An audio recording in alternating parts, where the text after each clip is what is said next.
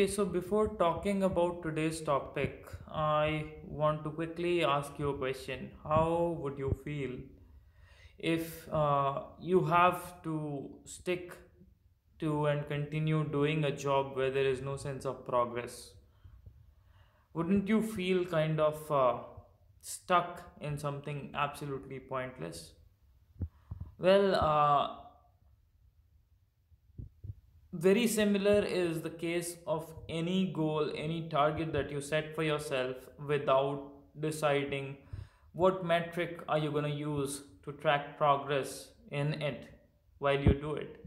So, for example, now you want to lose weight, and if you don't decide to buy a weighing machine, so running 30 minutes every day becomes really difficult because after a few days you just feel like you're running and running and there is no progress, there is no sense of progress, and you don't know where it is going, and it all starts to kind of feel pointless.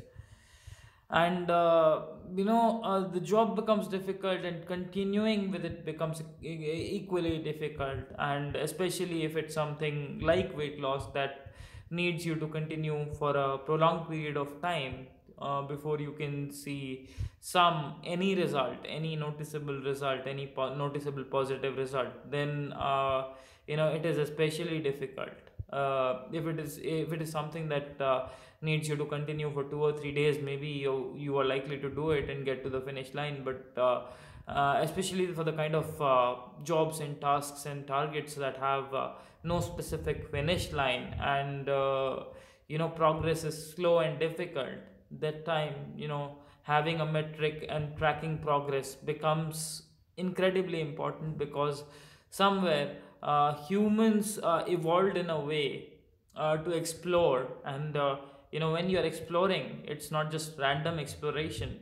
You need markers along the way, to tell you how far you've come, and whether this is new territory, this is something that you haven't seen before. And so basically how far to go, and that it's a new land, and that there are new opportunities waiting for you, and it's not just walking around in the same path with no new results or no sense of progress to keep track of. Then it is very easy to lose interest, and once you lose interest, it's not going to happen. So how did this insight come to me? Well, it was very simple. I've been trying really hard to meditate regularly and continuously for almost an hour every day, and it becomes difficult after a few days, and then I take a break for around 5 to 6 days, and then I realize, no, this is not going to work, so I got to go back. Now I know that if I have to get the proper results with the effects of compounding coming in, then I need to do it continuously without these 5 6 days of break after every 2 or 3 or 4 days of meditating. And to do that, well, one thing that I noticed today is, if I sort of keep try to evaluate or feel how long I was able to focus on my breath or heartbeat, whatever it is that I'm meditating on. And if I try to elongate that period of my focus, then what it does is it gives me a sense of progress towards getting a full 5 minute of focus at a time, uh, instead of just having to sit down for half an hour at a time, and try to keep bringing my focus back to the breath.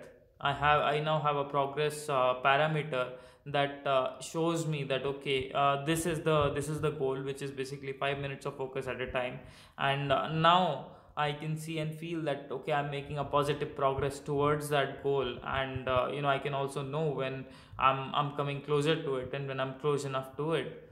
And so now that gives me additional incentive to continue, and maybe try harder and get there maybe. But yeah, whether I do that, and when I'm able to do that, that's a topic for another video maybe. But yeah, essentially, to sum up today's experience, today's realization in one line, uh, have a metric to track your progress, and do track your progress, because that becomes the incentive to keep your interest instead of losing on something, and instead of discontinuing.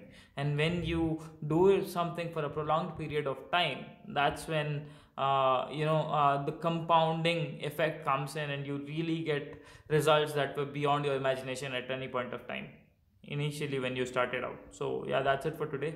Thank you.